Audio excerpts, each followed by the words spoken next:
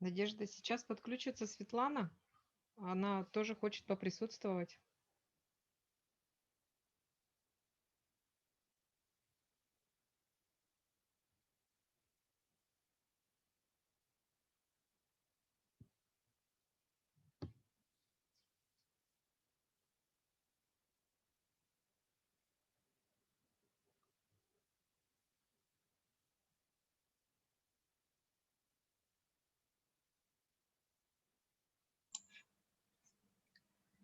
Рита, мы можем начать? Да, конечно.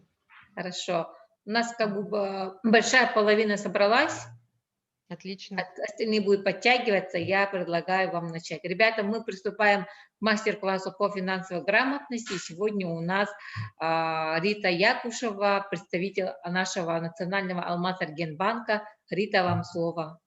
Мгм. Добрый день, дорогие друзья. Рада вас сегодня приветствовать на таком важном мероприятии. Я считаю, что вам очень повезло, что вы сейчас получаете, ну, скажем так, такие практические знания, которые вам очень пригодятся в дальнейшем в вашей жизни. И самое основное, как бы, о чем я буду сегодня говорить, это финансы. Я сама сотрудник банка, сотрудник Республиканского банка Алмаз-Аргенбанк. А, Работаю там уже более 4 лет, занимаюсь финансовой грамотностью. Также моя общественная работа– это руководство Центром финансовой грамотности Союза торгово-промышленная палата. Вот. Мы занимаемся там волонтерской деятельностью, проводим мероприятия и так далее. Да? И сами проходим обучение. Нас обучает Банк России, как волонтеров просвещения финансовой грамотности. Вот. И это основной источник актуальной и достоверной информации о финансах. И вы об этом тоже должны знать, потому что вы уже достаточно взрослые, вы уже понимаете, что есть деньги в нашей жизни, да, для чего эти деньги, вы тоже должны знать. И как правильно распоряжаться этими деньгами, вы тоже должны знать. Но об этом вам поможет именно знание и развитие в плане финансовой грамотности. Ну, давайте пойдем по нашей теме. Так, сейчас я тут разберусь с переключением. Ага. И первое, как бы, да, с чего я хотела начать, это вообще, что такое деньги и для чего они нужны. Вот. Ну, я думаю, что каждый из вас, наверное, для себя уже усвоил эту информацию, да, что такое деньги. И кто-то, может, даже знает, откуда они появились. Ам, но для чего они нужны нам в жизни? Вот, вы для себя уже, наверное, тоже это решили, правильно? В первую очередь, деньги– это средства для покупки чего-либо, либо для оплаты услуг кого-либо, да? Вот. И деньги мы зарабатываем. Просто так деньги к нам, к сожалению, не падают с неба. Их приходится зарабатывать. Вот. И это называется доход. То есть у каждого человека, который выходит в взрослую жизнь, который занимается какой-либо деятельностью, у него есть доход.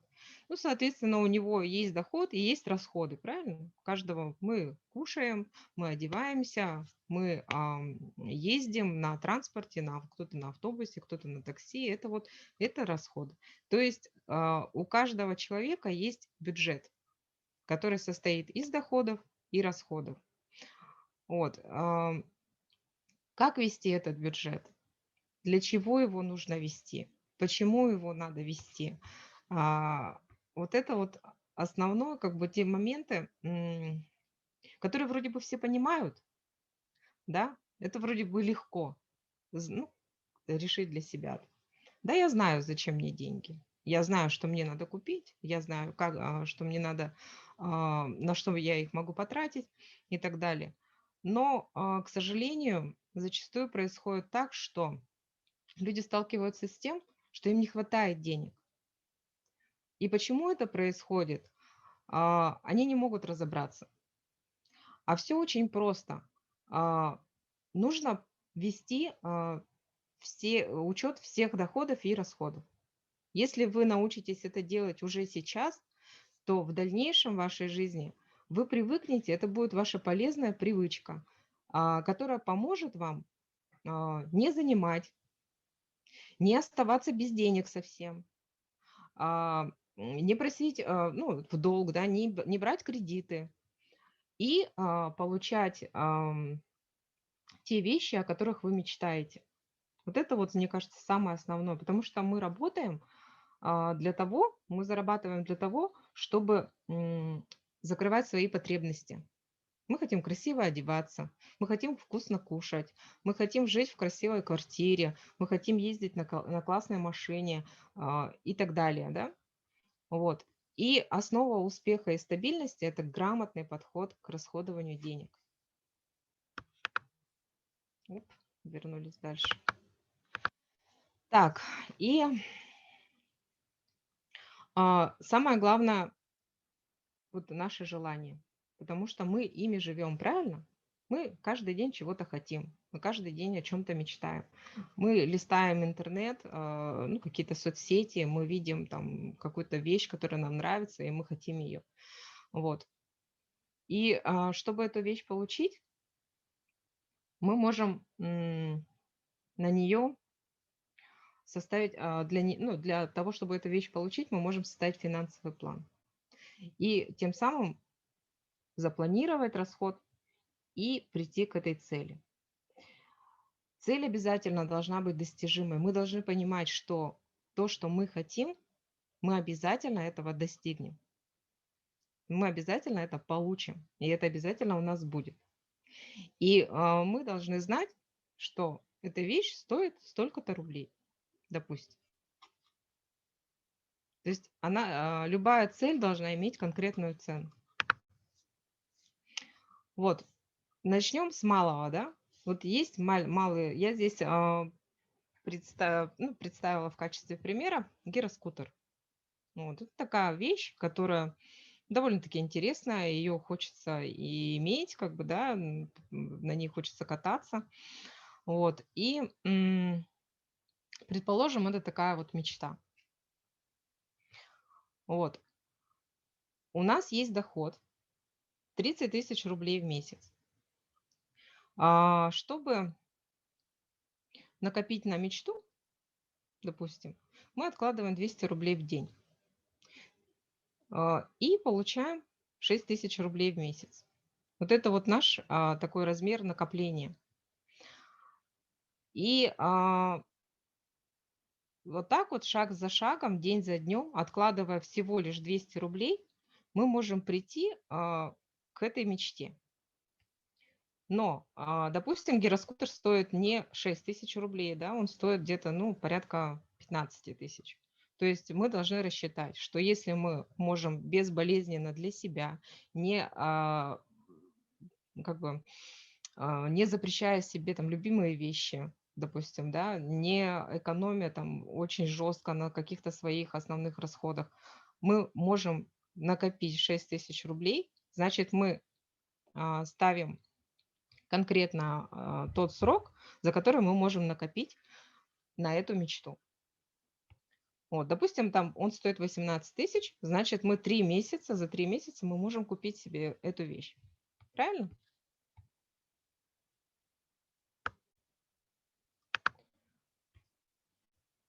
Что еще нам нужно сделать, чтобы научиться правильно планировать и откладывать деньги?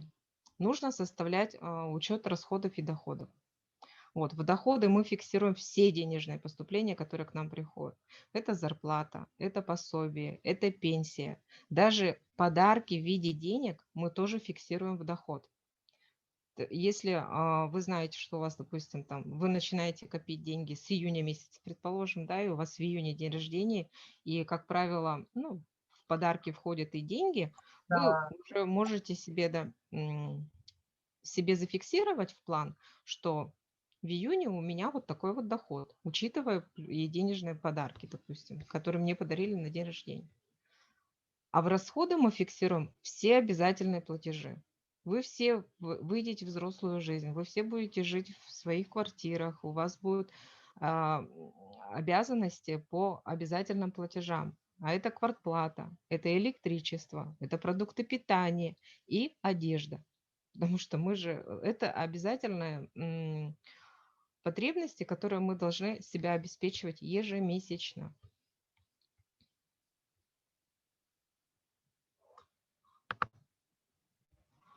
И вдруг мы сталкиваемся с тем, что денег нам не хватает. Мы видим, что наши расходы превышают доходы.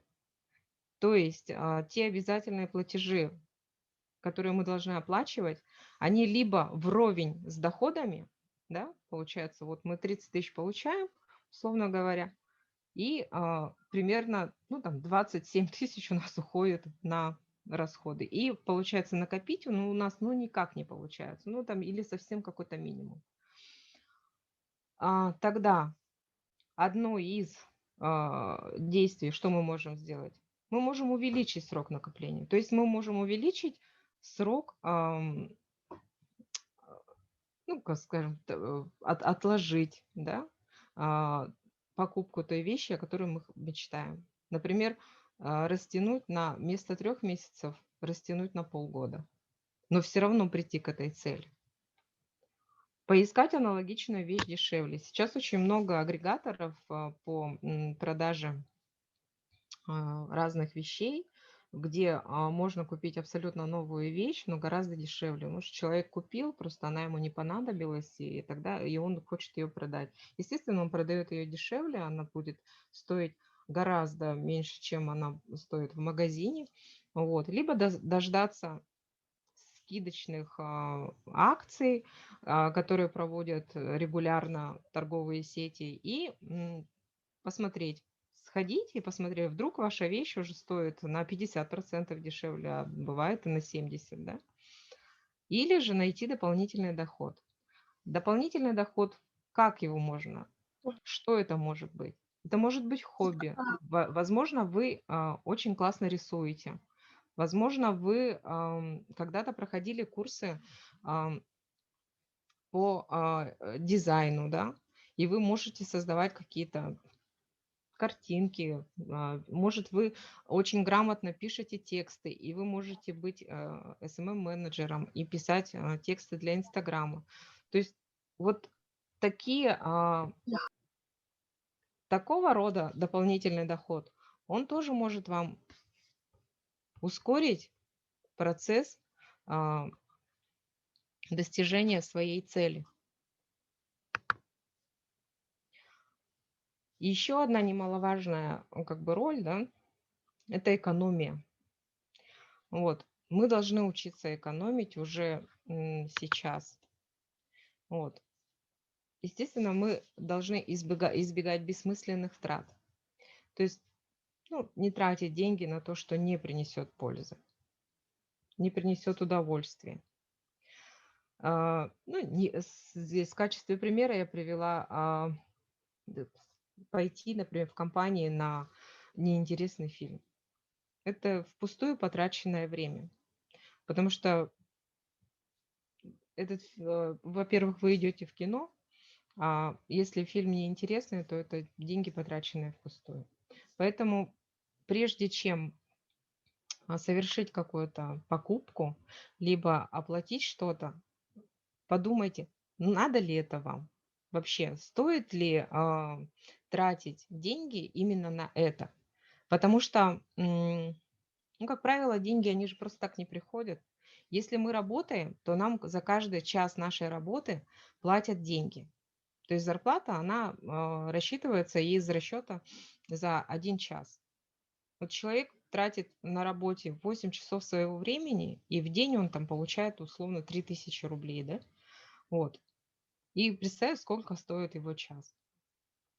И получается, поход в кино у нас стоит 500 рублей, и вот 2 часа за работы он просто потратил впустую, можно так сказать. То есть все нужно оценивать через свой труд, сколько вы потратили своих ресурсов, сколько вы затратили на это своих часов. И переводить это в денежный эквивалент и искать там пользу. Было ли это полезно, либо это было бесполезно. Ну, сладости, да, потому что вы дети, как бы, смотрите, а, сладости, я считаю, то, что, ну, как бы мы относим тоже к таким, ну, неважным вещам, да, на которые стоит тратить деньги. Вот, на этом можно экономить. Потому что есть гораздо полезные вещи. Это я как взрослый человек сейчас вам говорю, да, что есть более полезные вещи, чем чипсы и газировка. Вот. Лучше тратить на них, и они стоят гораздо дешевле, чем названные мною сладости и вкусности. Вот. Вы можете условно посчитать, сколько денег у вас уходит на покупку там тех же шоколадок, чипсы и газировок. Ну, возьмем опять же вот поход в кино, да? Пакет попкорна у нас стоит условно 300 рублей. Мы берем еще газировку, это Кока-Кола, тоже 150 рублей, уже 450. Плюс мы берем стоимость билета, это уже 300 рублей, ну, средняя цена. Есть и дешевле, как бы, да, ну, посчитайте, уже получается у нас выходит 750 рублей. Мы на один поход в кино, мы условно тратим 750 рублей. И этот фильм оказался неинтересным. В итоге газировка нам обеспечивает проблемы с желудком, да, шоколадка у нас вызывает там впоследствии излишний вес там и так далее, и так далее. Чипсы, они сами по себе как бы не полезная еда. Ну, вот такого плана. То есть все это в итоге не приносит никакой пользы, но деньги потрачены.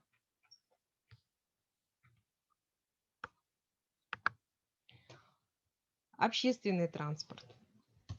Вот.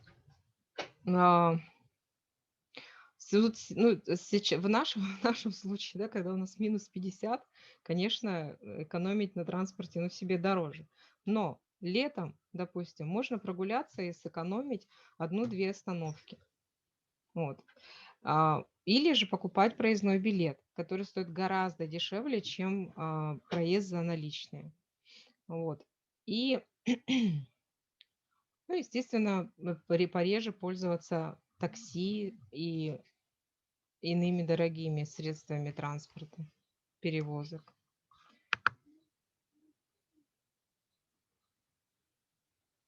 Где хранить? Это тоже как бы одно из средств экономии. То есть хранить деньги можно в копилке, можно в банке, то есть на каком-то счете, да, где, то есть там, откуда сложнее всего эти деньги взять. Вот. Держать деньги на виду, в кошельке, то есть это бесполезное занятие, потому что все равно, если мы увидим какую-то понравившуюся нам вещь, мы ее все равно возьмем, потому что мы знаем, что у нас в кошельке лежит определенная сумма. Вот это такой соблазн, которого отказаться очень-очень сложно. Почему вот копилки придумали вот именно в таком виде, в каком она есть? Большая копилка с маленькой дырочкой, ну, чтобы невозможно было оттуда ничего достать. Потому что копилка вообще, по идее, она разбивается, когда она уже полная. И вот этот сам процесс накопления, он приносит удовольствие человеку. То есть мы знаем, сколько мы денег, допустим, откладываем, да, и, и сам вот, когда уже эта копилка наполняется, и мы знаем, что вот она, цель близка, и мы тем самым себя настраиваем на то, что мы победители. Мы совершили это действие, мы пришли к этой цели, мы осуществили свою мечту, и мы молодцы.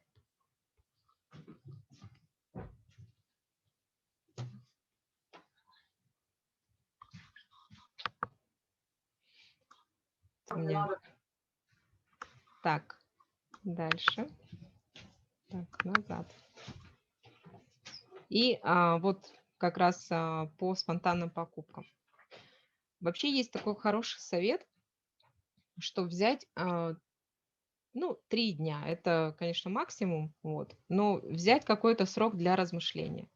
Мы, гуляя по торговому центру, видя изобилие разных вещей, да, которые нам могут понравиться, тем более если это сезон распродаж, то нас очень это все, ну, как-то соблазняет, да, все это вот нас тянет на спонтанные покупки. Мы думаем, что вот она вещь, это я могу ее купить сейчас, а потом оказывается со временем, что эта вещь, она нам просто не нужна.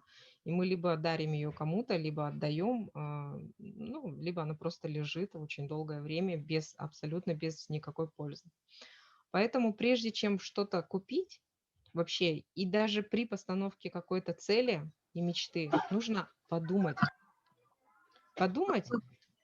и поразмышлять, нужна эта вещь нам, какую пользу она мне принесет, что с этой вещью я буду дальше делать. Ам, Обязательно нужно подумать. И покупать сразу, не раздумывая, ну, это зачастую лишняя трата денег, опять же. В целом, как бы, да, деньги можно не только копить, но и приумножать. То есть, если вы ставите себе какую-то долгосрочную цель, которая не 3 месяца, не полгода, а более года и так далее, то можно открыть и депозит в банке.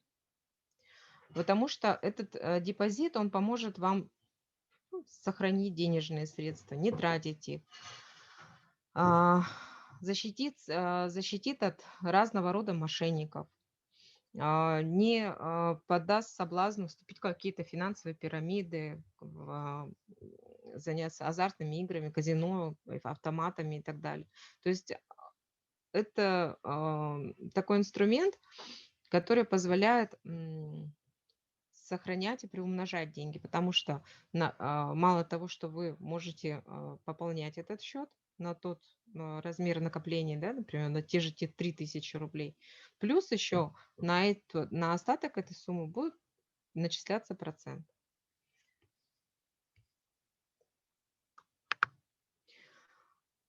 Вложения, которые вы совершаете, они обязательно окупаются.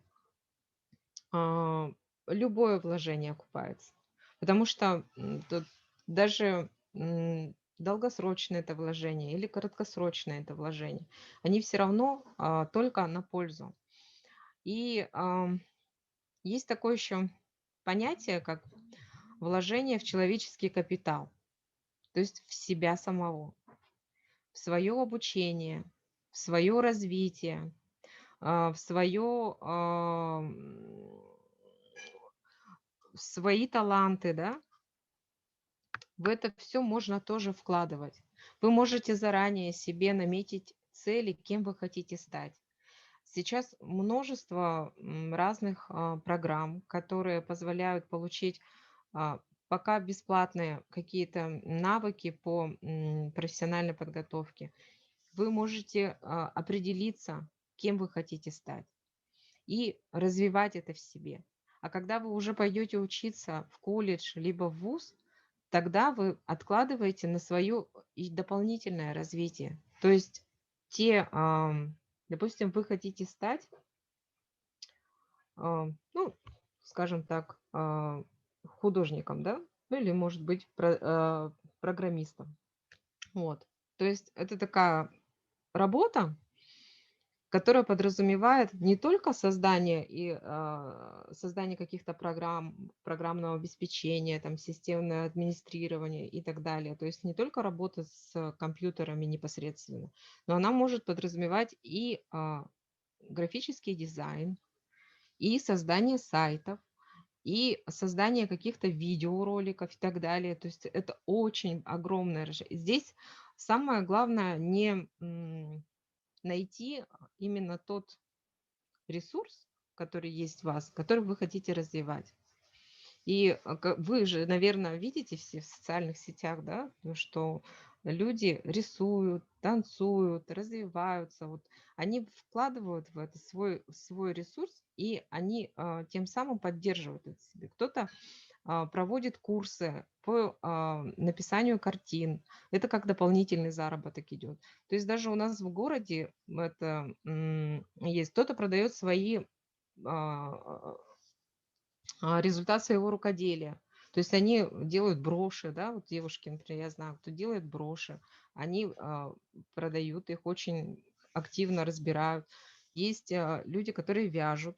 Допустим, эти вещи тоже очень ценятся, потому что ручная работа, она всегда ценится, и она всегда несет в себе какой-то вот творческий такой посыл, и людям это нравится.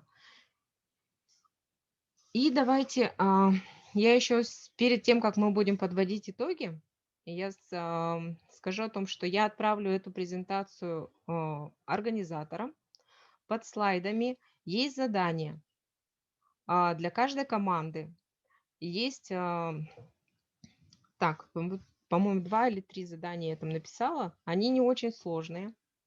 Вот, А где? и они будут внутри презентации. Здесь на экране, при полном ну, когда полноэкранный просмотр включаю, почему-то их не видно. Вот, а внутри презентации они будут. И обязательно организаторы вам отправят, то есть с капитаном команд, я так думаю, да, и нужно будет эти задания выполнить. Они не такие сложные, но они очень интересные. Я думаю, что вам понравится. Во-первых, там надо гуглить. Нужно поработать с интернетом. Работа эта командная. Обязательно посмотрите все варианты вообще, все возможные варианты, потому что там я не стала ограничивать по количеству, не стала ограничивать никак. Вы должны рассмотреть все возможные варианты. Возможно, даже и мне будет интересно, насколько эффективно вы поработали в интернете и насколько эффективно вы поработали со своей командой и как много информации вы найдете. Это было бы замечательно. А теперь давайте подведем итоги. Итак, можно накопить на крупную покупку, откладывая всего лишь небольшую часть денег. Можно? Согласитесь со мной, все покивайте, скажите да или нет. Можно, молодцы. Так, нужно наметить цели, ставить и составлять учет расходов и доходов. Нужно? Нужно. Правильно? Да. Правильно. Деньги можно не только копить, но и приумножать. Правильно? Да. Вот. И Да. вкладывать деньги в себя – это важно, и это окупится. Правильно? Да. Да. Замечательно. И, ну вот наш главный ресурс информации, опять же, я повторюсь, что это Банк России. Вообще есть множество, конечно, источников информации, да, которых есть разного рода информация, но самая актуальная и самая полезная информация все-таки на официальных ресурсах. Не стесняйтесь пользоваться, заходить на сайт Центрального банка России, изучайте официальные источники информации, доверяйте только официальным источникам информации, не доверяйте случайным людям, не доверяйте тем, кто говорит, что я знаю, как быстро заработать и так далее. Ну, нет таких волшебных инструментов, я вам хочу сказать. Вот, все в этой жизни нам достается через упорный труд, учение и самообразование. Вот, а финансовая грамотность – это как раз является тем моментом в самообразовании. То есть финансовой грамотности может научить себя только сам человек, когда он захочет быть финансово грамотным. Вот, а теперь, друзья, я жду от вас вопросов. И давайте пообщаемся. Какие у вас вопросы ко мне? Как вы работаете в банке? Так, еще раз. Кем вы работаете в банке? Я работаю маркетологом. Маркетолог – это человек, который создает продукты и продвигает их. То есть он создает те продукты, которые нужны клиентам. То есть я, грубо говоря, я создаю продукты, которыми вы будете пользоваться. Понятно. Спасибо.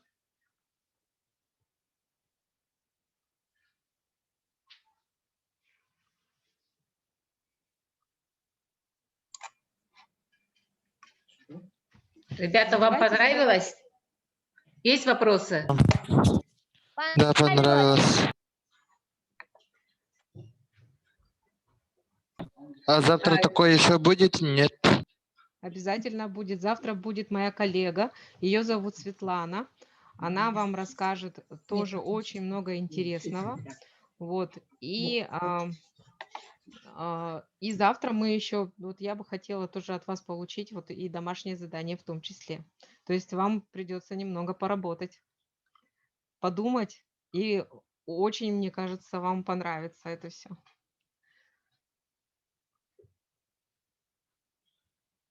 Ну, тогда до завтра. Рита, мы с вами свяжемся, получить домашнее задание и отправить ребятам через электронную Хорошо. почту на адреса центров. Большое всем спасибо. До завтра. Отдыхайте и выполняйте домашние задания. Всем пока. Хорошо. Спасибо Хорошо, до большое, свидания. ребята.